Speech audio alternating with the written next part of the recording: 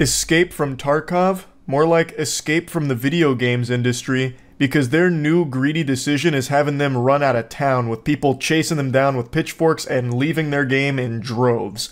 Escape from Tarkov probably needs no introduction. It's a massively popular game, and they just pulled a huge blunder that is catastrophic for their company. They are releasing a new PvE game mode at a $250 price point. That is so many doubloons it makes me want to spit. For $250, I expect to download this new mode and then actually have the CEO of Battlestate Games come over and rim me out. That is stupid to be charging for DLC. But even aside from that delusional price point, it commits every unforgivable atrocity that could ever befall a video game. It breaks all the rules, commits every sin that not even the Lord can forgive. It is pay to win out the wazoo, and this is something they actually doubled down on today, which I'll cover soon. This is a story that's been developing over the last like 24 plus hours, and it just keeps getting worse. It's like they're trying to find every possible electrical outlet to stick a fork in until it finally ruins the company. Like, they are so focused on burying their fist as far up their own ass as possible. So it's pay to win, in the very literal sense of being pay to win, but the absolute worst part is that it broke a promise to their community who had bought into a previous edition they offered. It was misleading their entire community. So they offered something called the Edge of Darkness edition for $100 in the past. And one of the perks of buying that $100 Edge of Darkness edition is that you would have access to all subsequent DLC in the future for free. So $100 is a lot of money for a DLC, but it was kind of like an investment long-term into the game that they loved. So they paid that $100 under the impression that in the future, if more DLC content was coming, they'd have access to it without needing to pay more.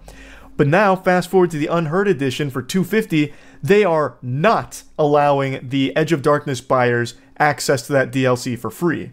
They would still need to buy that. Now, initially, that was going to be it. You'd have to pay the extra $150, but with all of the backlash that understandably came from this, they decided to dip their toes into a compromise where they would offer the EOD buyers 6 months of access to the Unheard edition, so they get like a fucking free trial, like a drug dealer giving them like their first hit for free. It's laughably pathetic. I don't even think Mr. Krabs would pull some shit like this, because even he would recognize that this would ruin his business. This is incomprehensible greed. I learned about all of this last night on stream, so I'm going to play you all of those clips to get you caught up to speed on the lore and exactly what's been going on here and how bad it all is. And then I'm going to come in to give you the latest updates with what's been happening today, only a couple of hours ago, because it continues to get worse and worse for Escape from Tarkov somehow. Earlier today, the Unheard edition of Escape from Tarkov was announced as part of the latest patch, promising a brand new player versus environment mode and other bonuses. Yippee! Now that the edition has launched, fans are not happy with the bonus it gives and the massive $250 price tag. That is a big chunk of change that even has EA and Ubisoft doing this right now.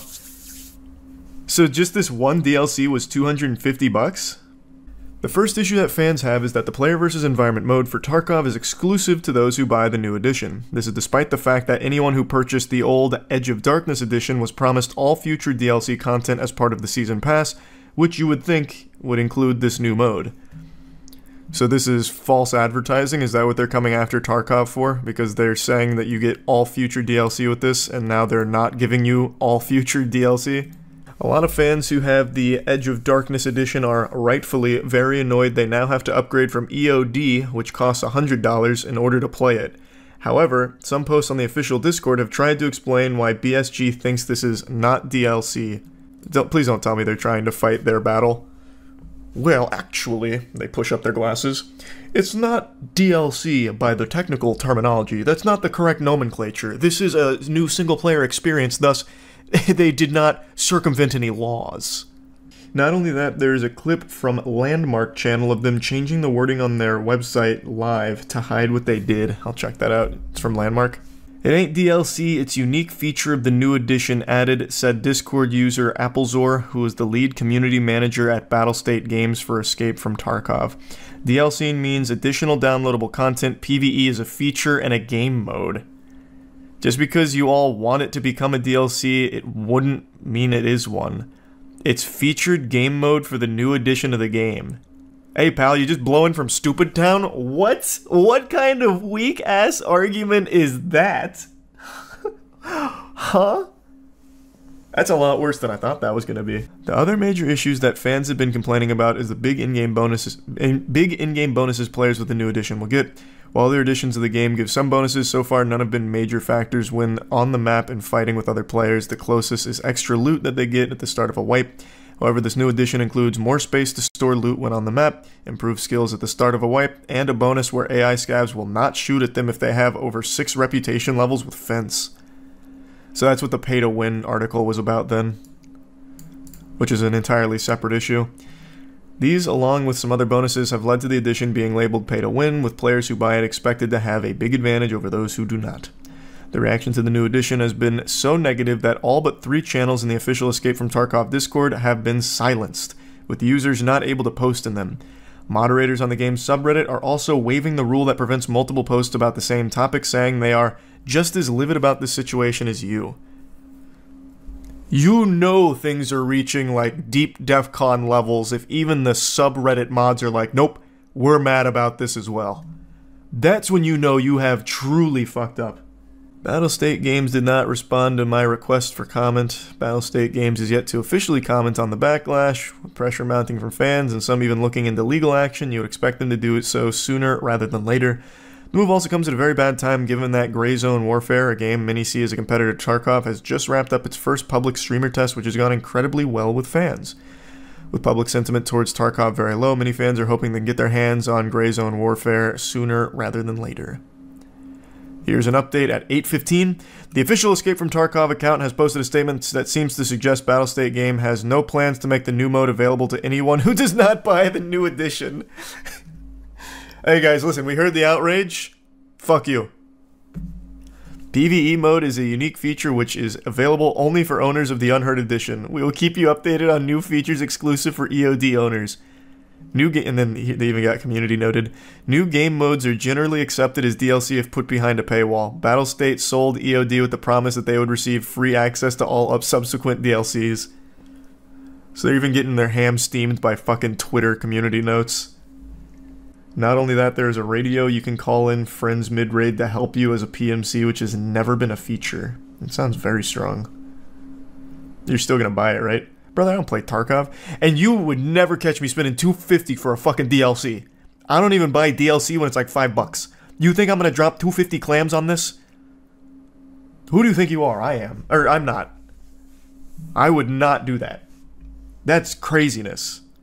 Tarkov devs are also shitting on the competitor game on Twitter. That just means that they're kind of desperate. I imagine this is what you're talking about from his stream. They just changed what you get retroactively to avoid the folks calling them out. I've talked with ANPC, National Agency for Customer Protection again. The only way we can solve this is if we make formal complaints to BSG about this. If they are left unresolved for 30 days, we can proceed with the lawsuit, no problem. If they answer negatively, we can proceed. I suggest you all to do formal complaints as BSG. Make them have 1,000 lawsuits at once. This is available for Europe, the 30 days thing. Man, that severely underpaid social media guy for BSG is going to have the worst 30 days of his life. Meanwhile, all the big wigs are just going to be counting their money from the whales that won't be able to contain themselves, scratching at the neck and spending the $250.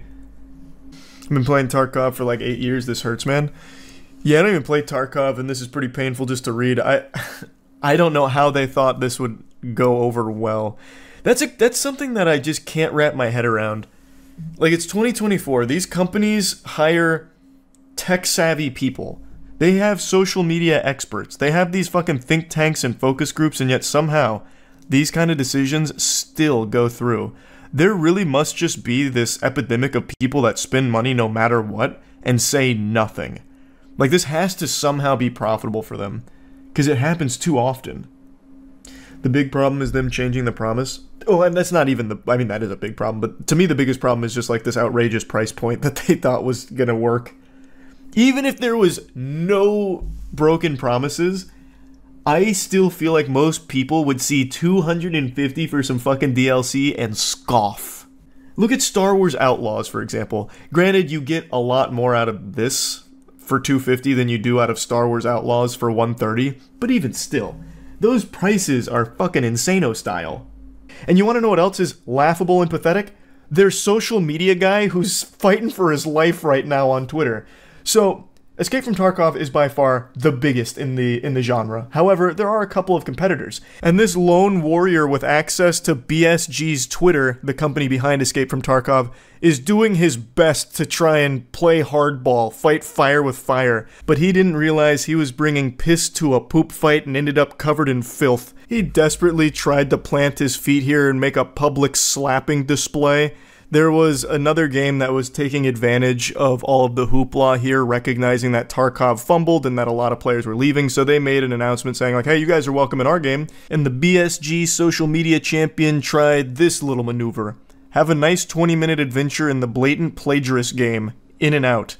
And then even got slapped by Twitter, community noted, saying, hey, it's not plagiarism. They need to prove that assets were taken from EFT. So even Twitter's making fun of BSG. Now let's start with the newest developments here. The biggest one by far is a supposed unreleased interview with BSG. I'm not going to get too specific about it because I don't know if I'm even allowed to really talk about it. I'm pretty sure I can't show it because, again, it is unreleased. But basically the interview went as bad as you could have possibly imagined. The interview opens with him saying that all of this is not a mistake. He's not forcing anyone to buy their game.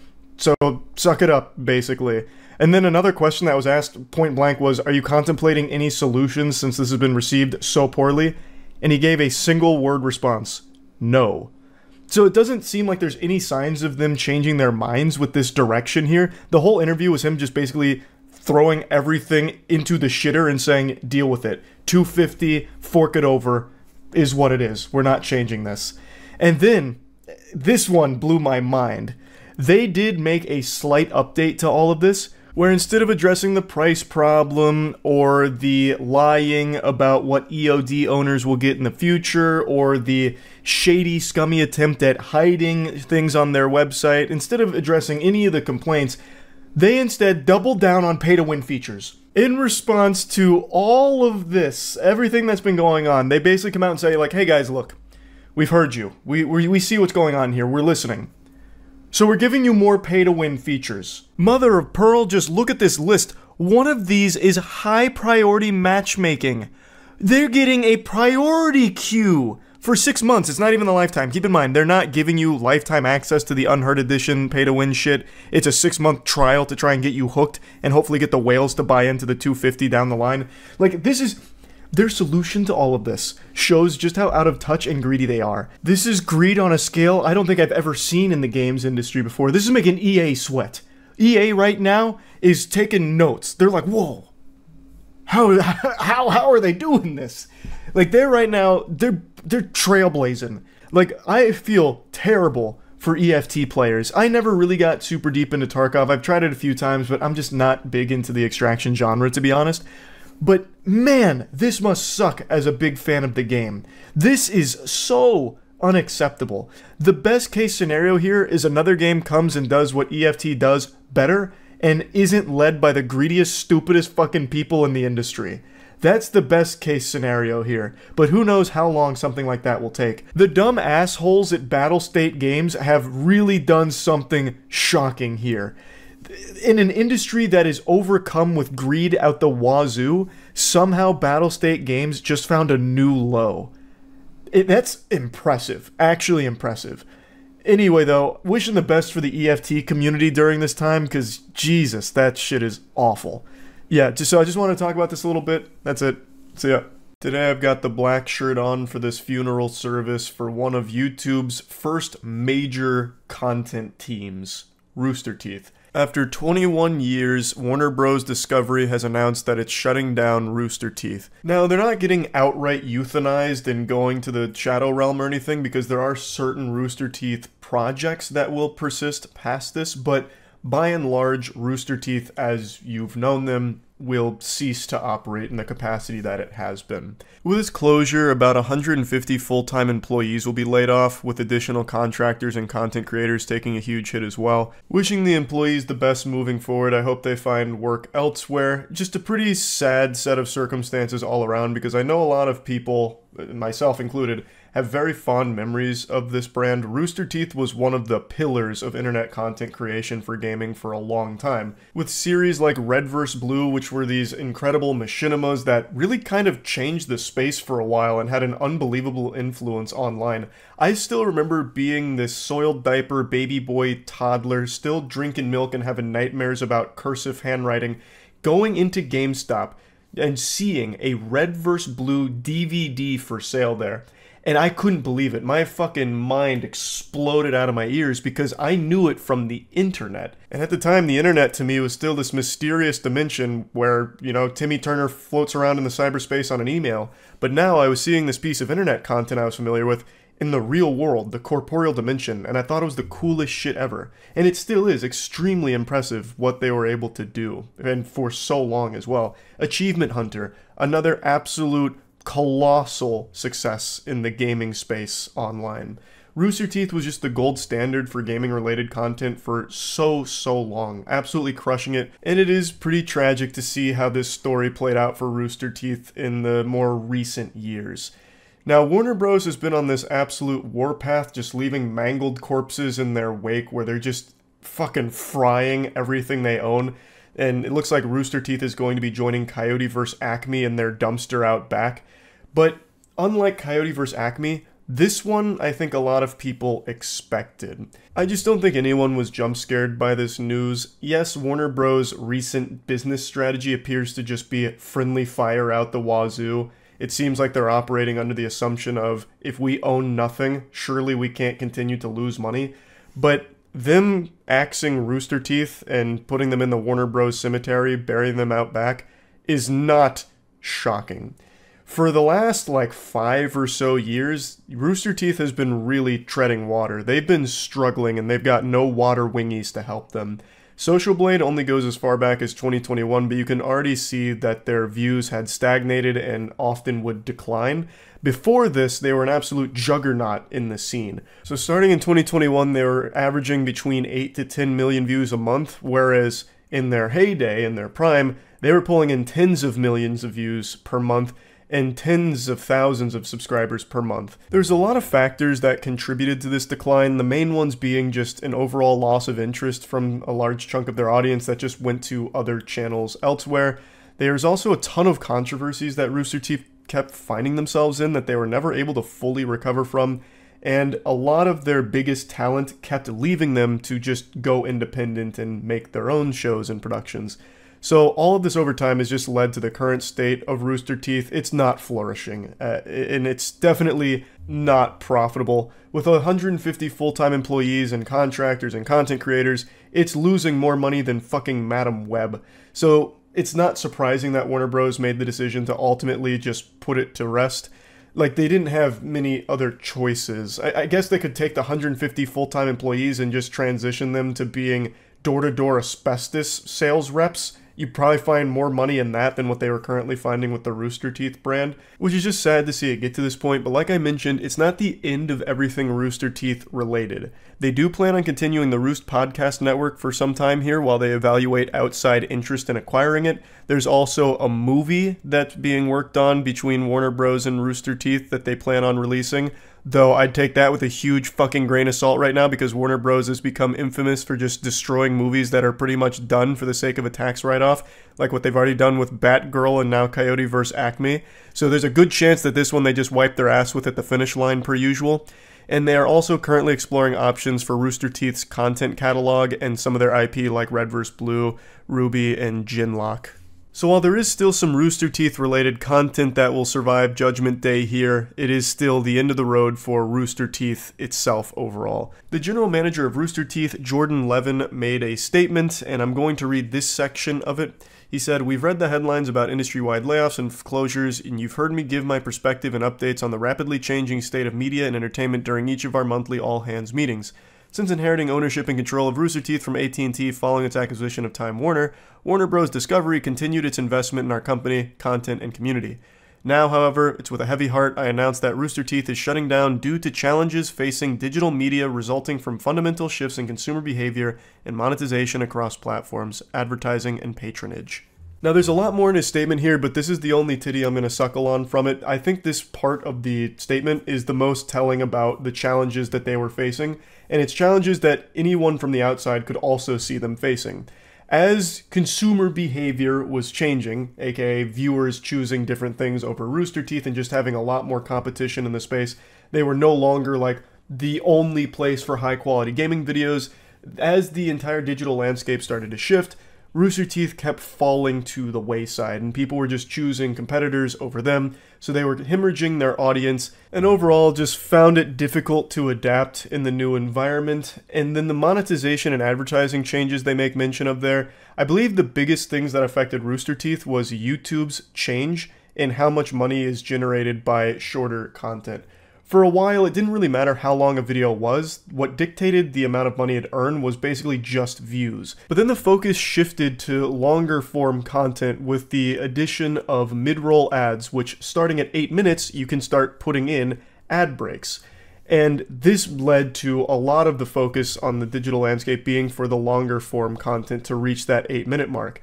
Rooster Teeth's most popular content was usually sub 8 minutes. Their heaviest hitters that were consistently their bread and butter content, like the animated adventures, Red vs. Blue, Rage Quit, aside from a couple of Rage Quit videos which were more than 8 minutes, most of their big successful ones were under 8 minutes, usually between like the 1 to 4 minute ballpark for a lot of these. And I just feel like they took a massive financial hit with that because the content they were producing wasn't cheap stuff for the most part.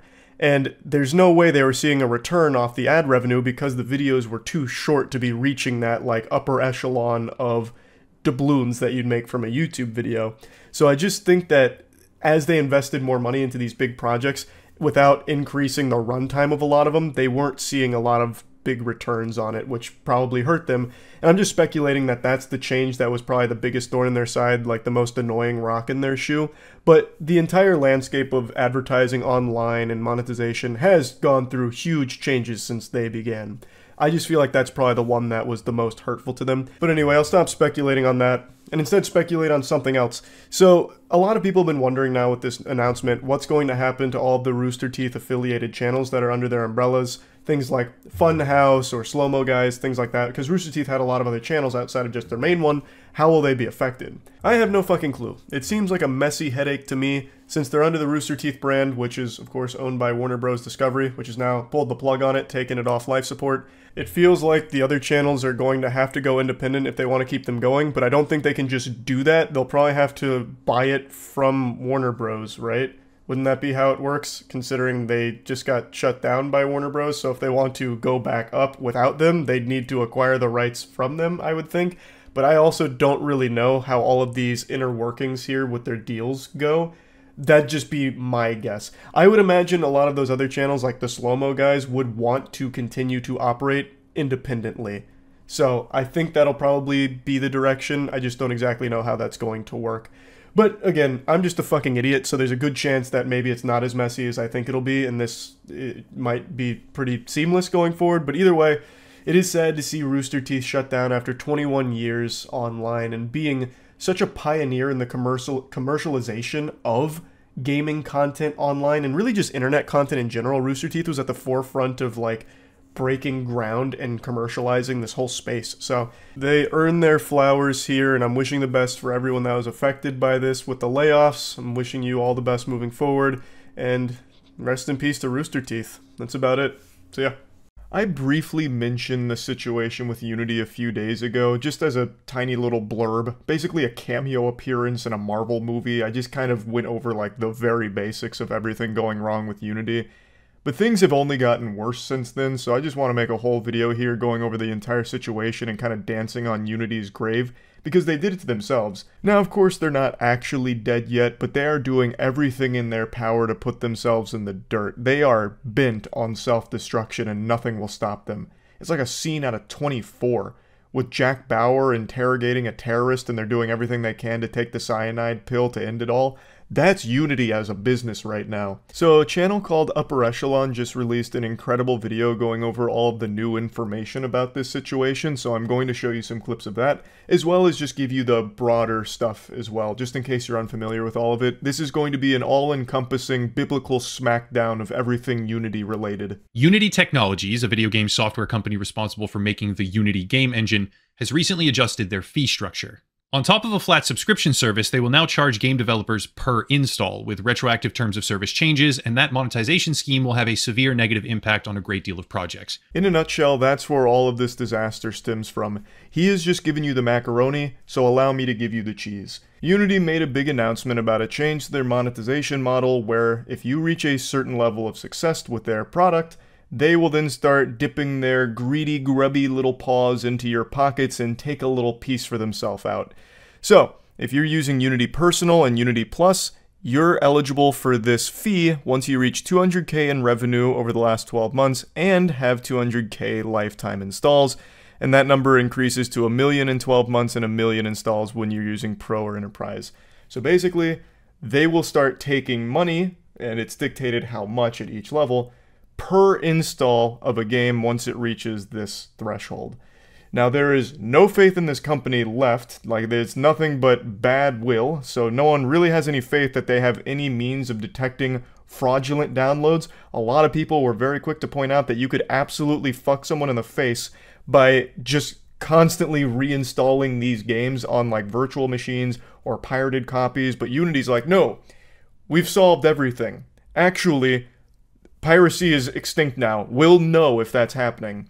But no one believes them because it's very hard to take them at their word when they have no good faith left. So, there is potential for this to be exploited in a big way where you could cost companies or individuals tons and tons and tons of money just by gamifying this fee. And it's not like Unity really has an incentive to stop that because they're making the money off of that fee.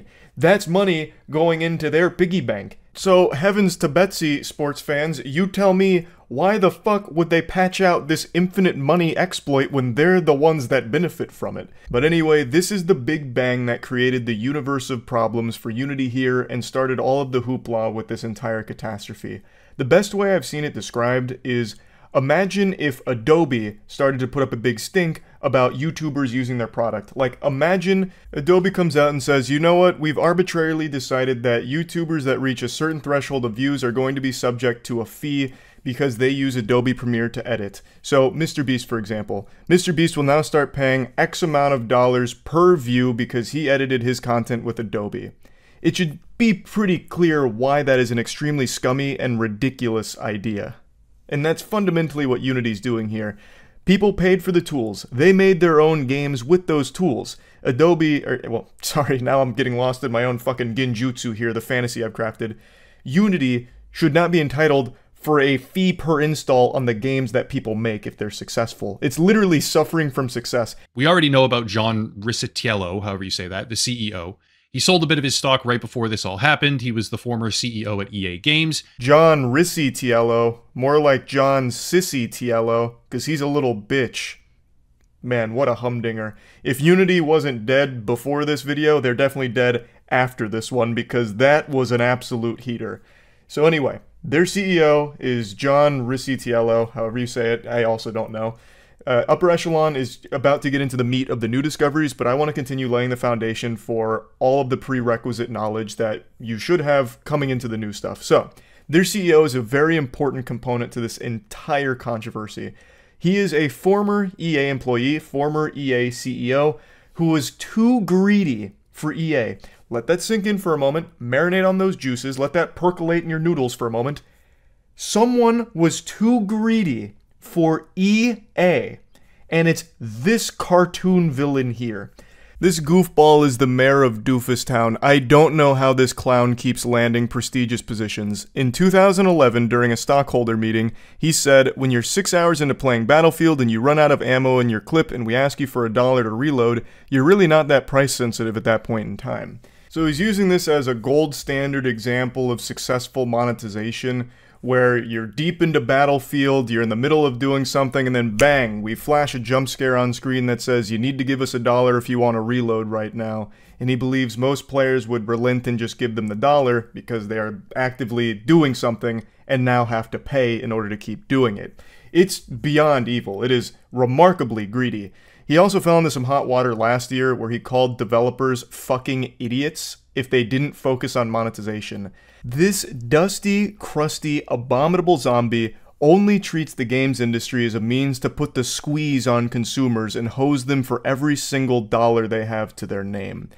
It's not surprising to see the direction Unity's going with this goofball at the helm, but what is surprising is the fact that John Ricciello keeps landing powerful positions in the industry. He is not good at his job. His ideas are atrocious. He is a money repellent. EA couldn't even act on his advice because it was so over-the-top Looney Tunes level evil greed. He does not succeed as a leader. All he does is lead companies to fucking ruin, like reputational ruin, with what he's doing with Unity now.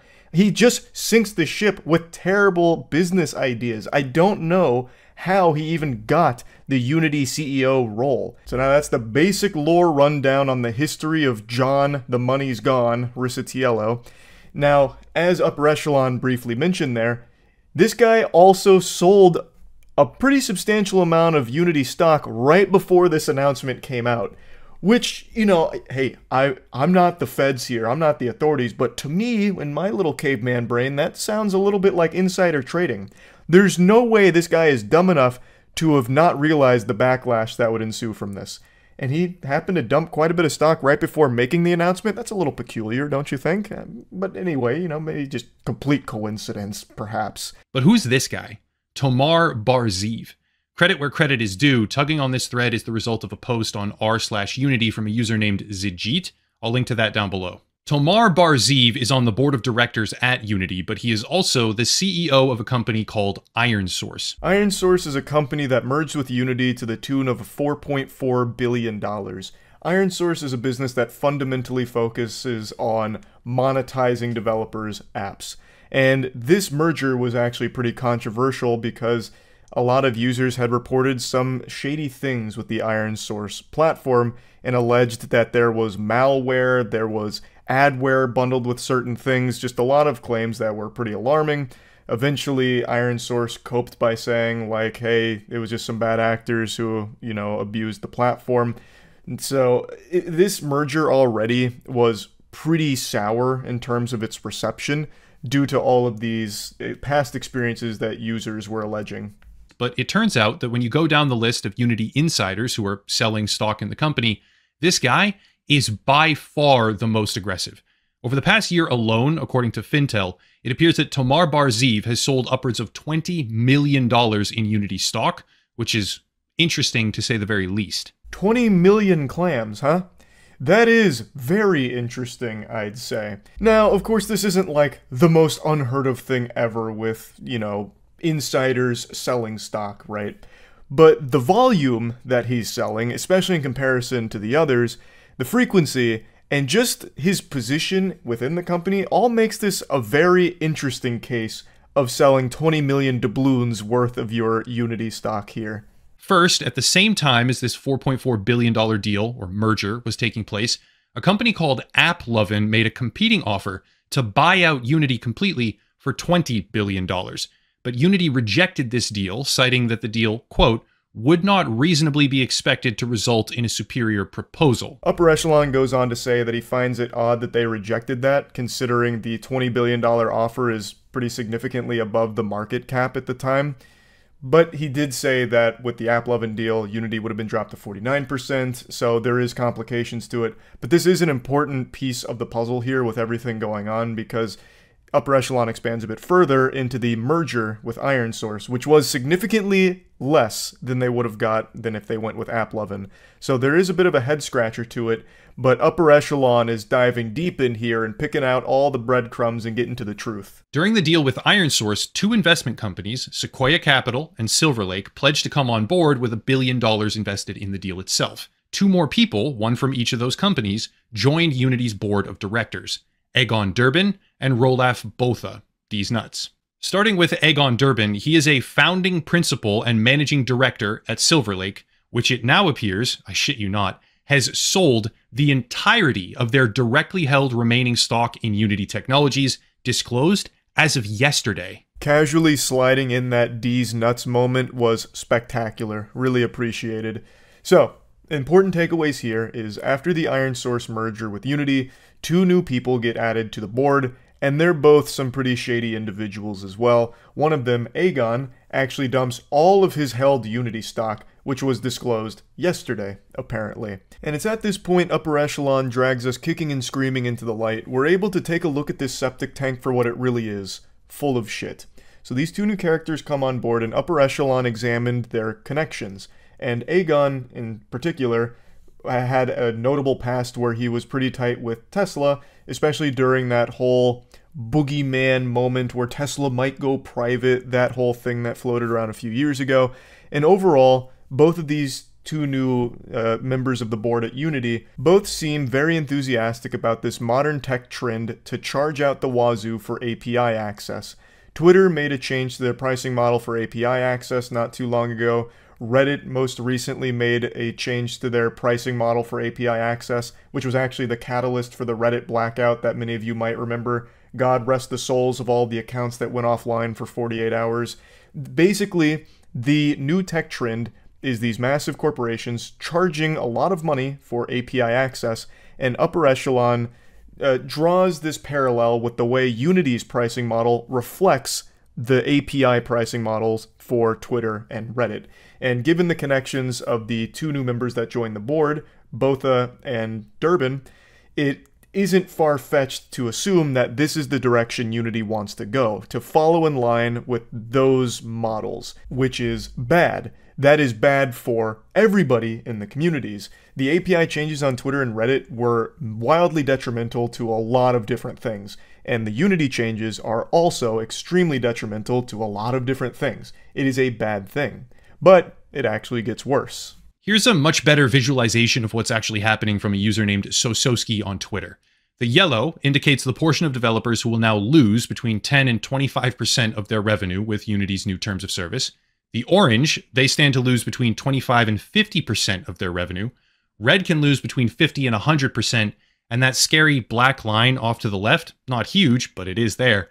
That's the area where these new terms will bankrupt your company because Unity decided to charge you more money per install than your app is even making. There's no way Unity didn't do math. There's no way this Twitter user put more work into analyzing this than the company did making this decision. This is something that under no circumstances should have ever flown, period. Because there's no world where you as the company should bankrupt the people using your product because they're succeeding when using your product. It's nonsensical. Now, I realize I didn't answer this in the beginning, but there is a lot of confusion. They are changing the policy, but it doesn't mean that the companies that use Unity for their games are retroactively responsible to pay for the installs that people have already done prior to this new agreement. It's going forward. So yes, the rules change, but it doesn't enforce retroactively for payment. Though a lot of terms are changing, and there is a lot of scumminess there, of course, which has led to a pretty deep and interesting discussion around if Unity's even able to do this legally. And I'm not an expert, so of course take this with a grain of salt, but from what I've researched and from what I've read, it is legal to change the license the way they have and then still hold previous products to the same standards of the new license, even though when they made the game that license wasn't the same. It's legal to do that, it's just a morally fucked up thing to do and then enforce it that way retroactively. So there is a lot of nuance to this, and then the whole thing is just a messy fucking disaster. Truly, top to bottom.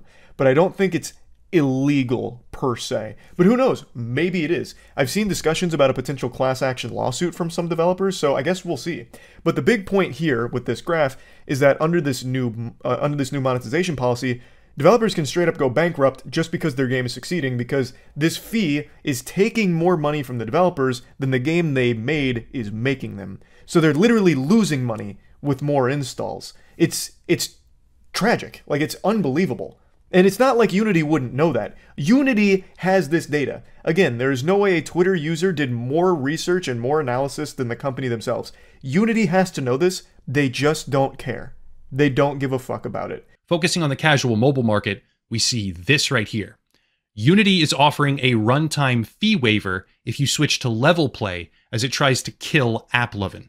Level Play is a service from ironSource. That decision emulates a pattern that began with Twitter, was mirrored by Reddit, and is now making its way through the broader markets. The decision itself appears to be aimed at killing a competing service after Unity actually rejected a buyout offer from that service's owner in favor of a merger with ironSource, who stands to gain the most from this entire controversy. I went a little out of order here, but I wanted to save this point for last. So apparently Unity is offering a fee waiver if you switch to the ironSource service, the Level Play service. So the conclusion here, the overall conclusion that Upper Echelon draws from all of this information presented is that Unity is going down the modern tech trend model of the API charges that Twitter and Reddit use and implementing something very similar when it comes to game development in their products.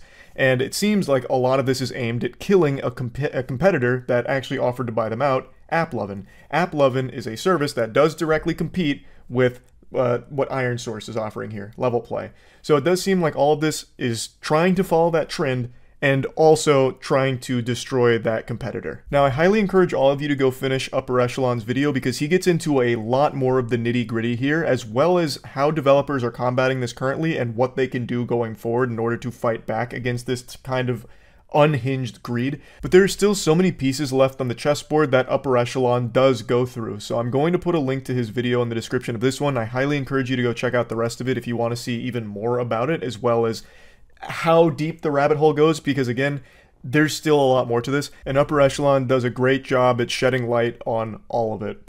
So yeah, I think it should be pretty clear why so many gamers and pretty much everyone is upset about these Unity changes.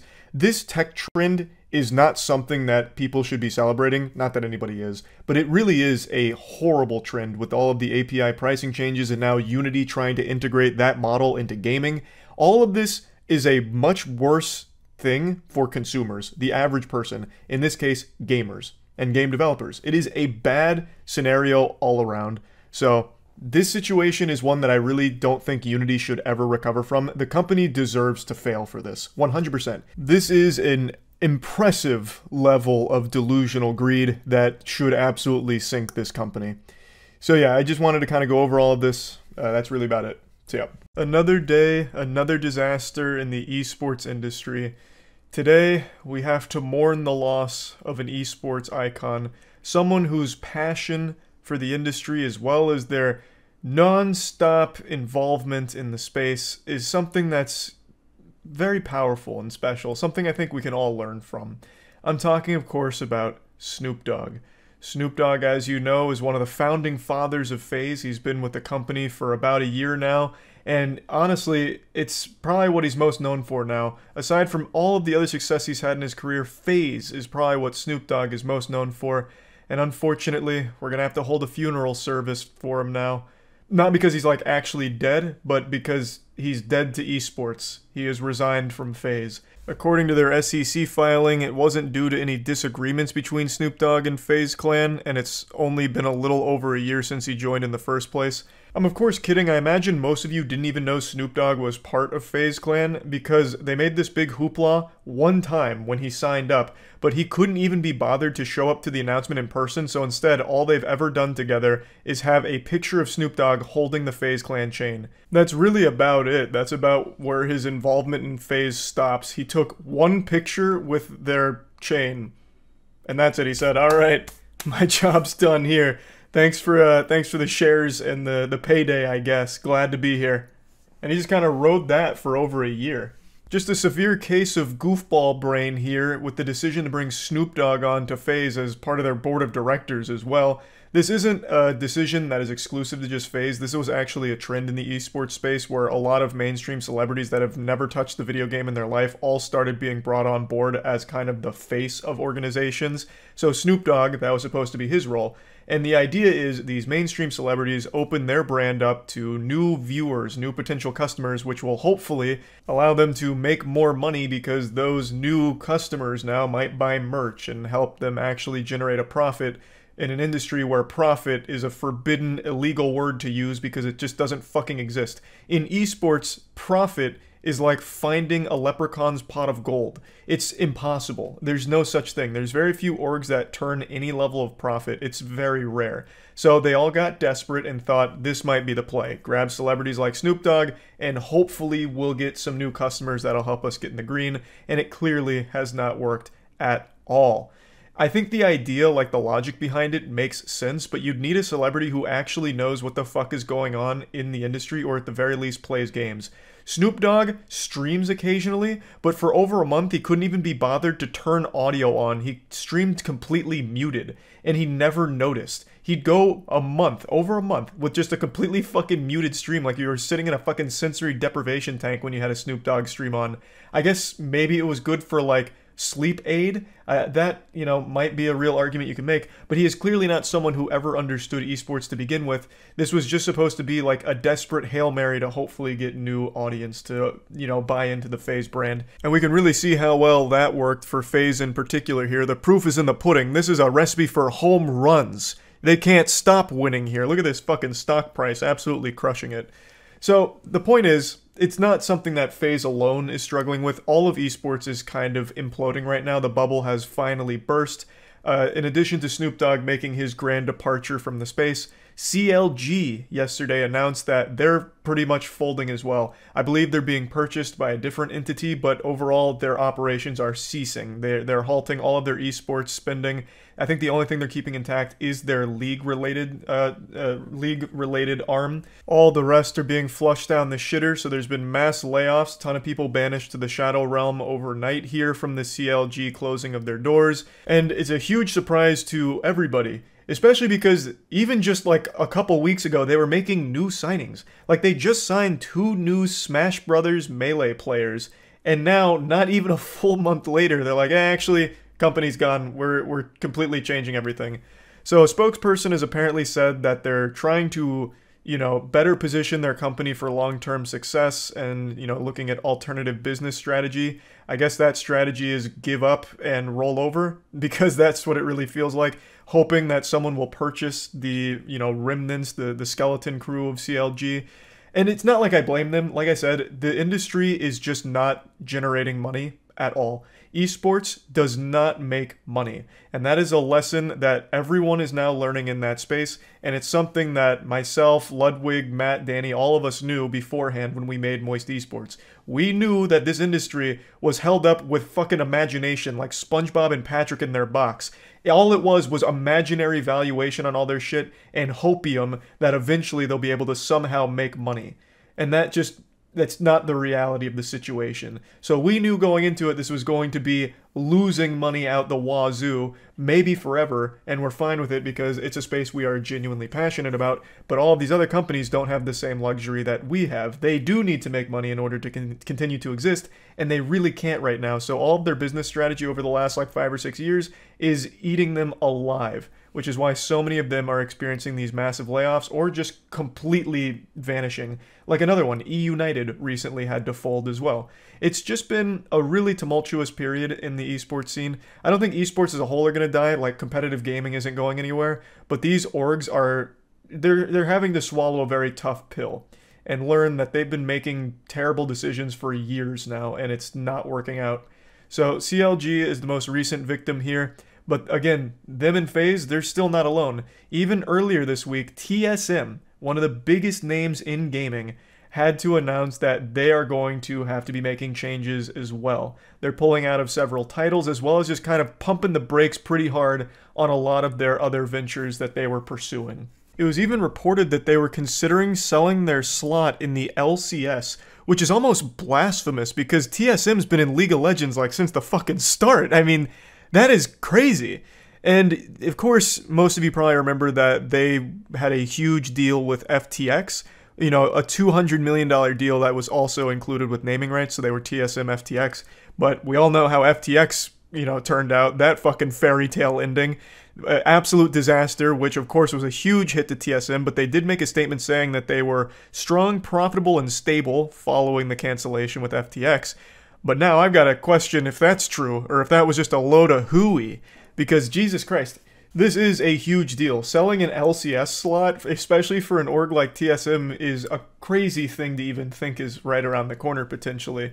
Now, I understand LCS itself is kind of dying. It's treading water. Let's just call it like it is. We don't need to be huffing any copium here. The LCS itself has not been doing great. League overall has been fine, like other regions have been doing great in some cases, but the LCS in particular, not so much. Viewership is not looking amazing. People don't really get excited about it, so that is also something to consider with the TSM situation here. Like, maybe they just feel like it's in their best interest to sell it, you know, because they want to ensure that they can remain profitable and stable. So they could be doing this as a preventative cautionary measure to make sure they don't bite off more than they can chew down the line should the esports industry continue to get worse.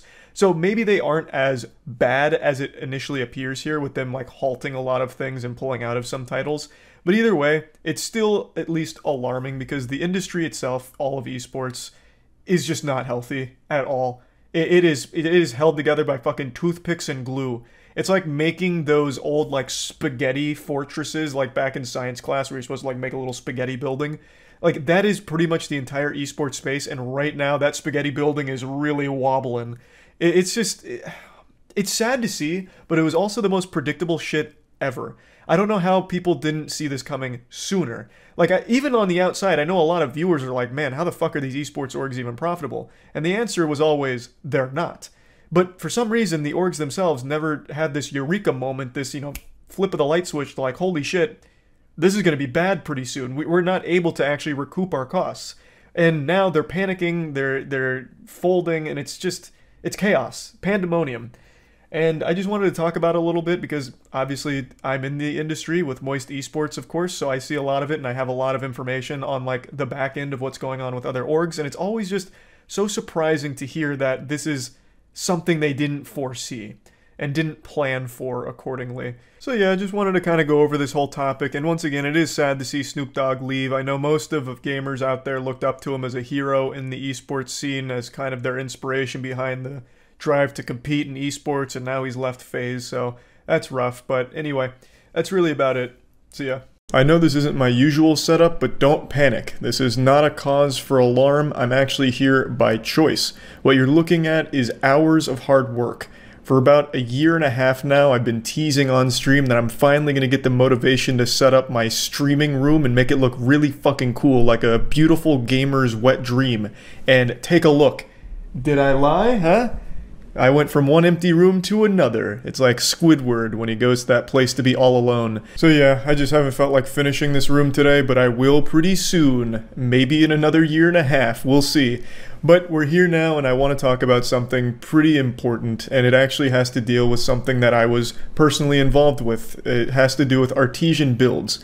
That's the company that built all of the PCs that I've used and have at the warehouse for my friends to use for all of the editing and all of the content production we do. I'm sure by now you've all seen the clips as well as read the headlines. Artesian Builds really fucked themselves in the ass. They put their own dick in their butt, and now, as of today, they're pretty much no longer a company. They're officially dead and buried. But how did we get here? What happened? Artesian Builds would always be streaming their latest builds, where they'd interact with their community as well as do giveaways and shit like that.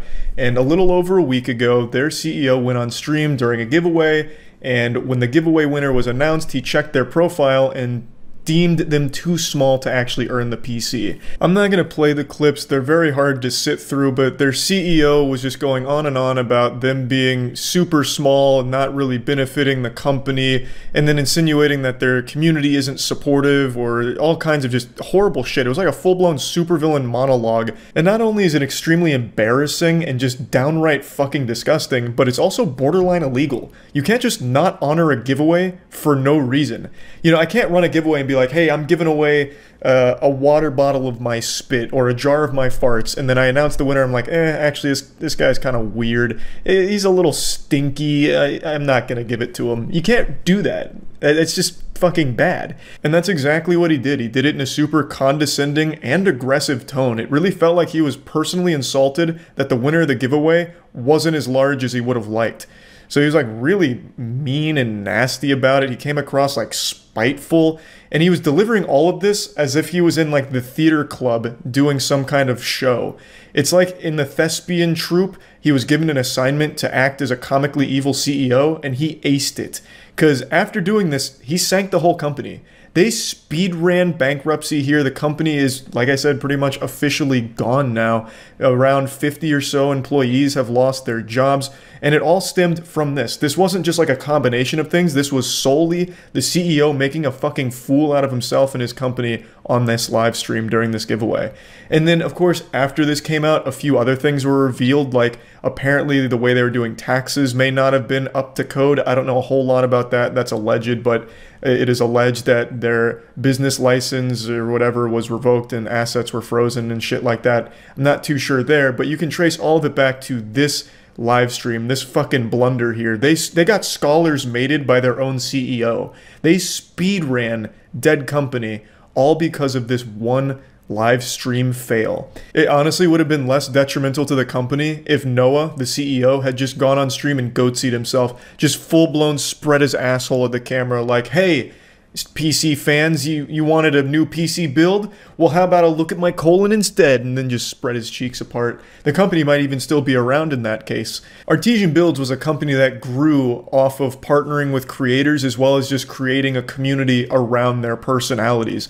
Like, they streamed every build, they streamed pretty much every day, and they signed with pretty much every streamer on the fucking planet. They worked with the big boys like OTK, Mr. Beast, Nick Merckx, and everyone like that, and they had built a level of trust and a community around them. So when Noah does something like this, it completely breaches that. No creators want to associate with them anymore. So when the creators left, the consumers left, and Artesian Builds was left with their dick in their hand. They had nothing they could do anymore. It genuinely destroyed the whole company.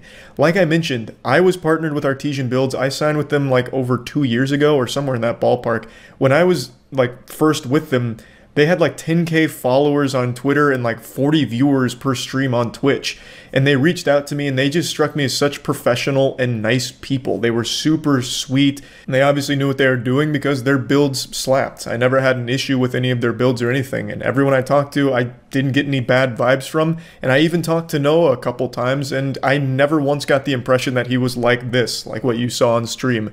So when this happened, I was equally as shocked and upset as everyone else. But I think it's important that people realize that there was like 50 or so employees at Artesian Builds. It wasn't just like the Noah show. So when he sank the company, 50 or so people lost their fucking jobs. And some of them, it was their passion. Like, they loved it.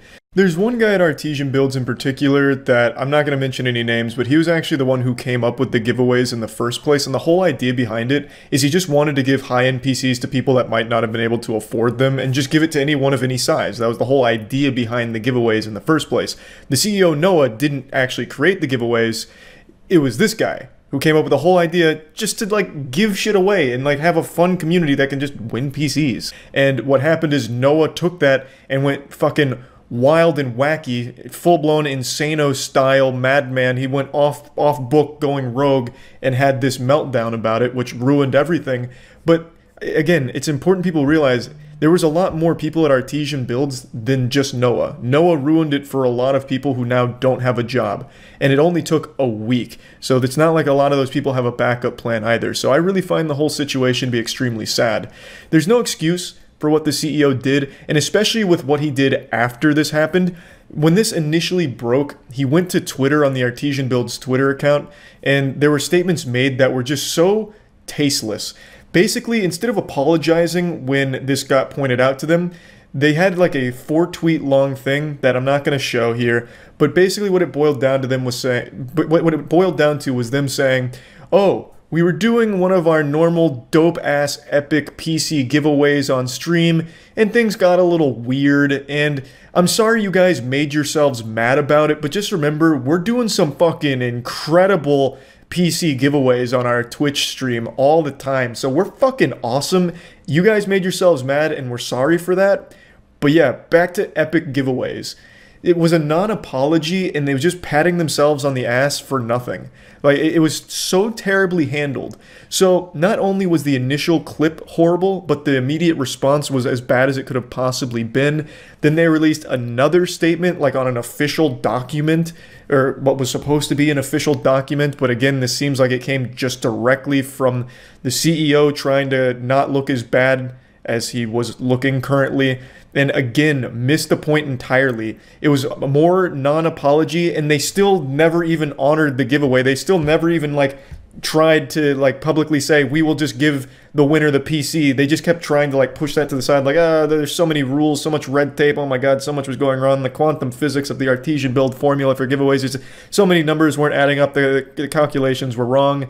So that didn't go over well. And then Noah made an apology video, which was even worse than the other two. It just kept getting worse and worse and worse. I bet if they did another one, it would have devolved into just full-blown Scatman. Like, it wouldn't even be on the same topic anymore. The apology video he released, again, I'm not going to show any clips from, but it was as generic as it gets. Terrible audio mixing. It sounded like actual garbage. Sounded like he was talking to you through a walkie-talkie. And he just seemed so mad. Like, just so genuinely mad that all of this became an issue. Like, failing to recognize the actual meat of the problem. And what made it even sillier is he let out a giant sigh, like a big sigh, and went, going forward, anyone of any size can win a giveaway. Like, he was just so fucking mad that now anyone of any size can win a giveaway. Even though in the past, anyone of any size could win the giveaway. That was the whole point of the fucking giveaway, is that anyone can win it. But now that this became an issue, he's like, fine, anyone can win one, I guess. And then, like, kicks like dirt or something. Like, he just seemed so fucking upset. And the worst thing was, like, now he has to say that anyone can win a PC. It's like, I'm getting a little lost. It couldn't have been handled worse. The initial situation here was horrible on stream, no excuse for it whatsoever, and then the way it was handled afterwards could genuinely not have been worse. It was an absolute carnival of disaster. Just an overall really sad situation for so many people that were employed by Artesian or worked with them. I just wanted to talk about it because I was personally invested in this, obviously, and it just sucked to see it unfold like this, and it's something that I feel needs to be talked about. It's also like the only instance I can think of a multi-million-dollar company actually closing its doors because of a single horrible decision made on a live stream. Just an overall wild week for Artesian builds, and yeah, just wanted to talk about everything there. That's about it. So yeah.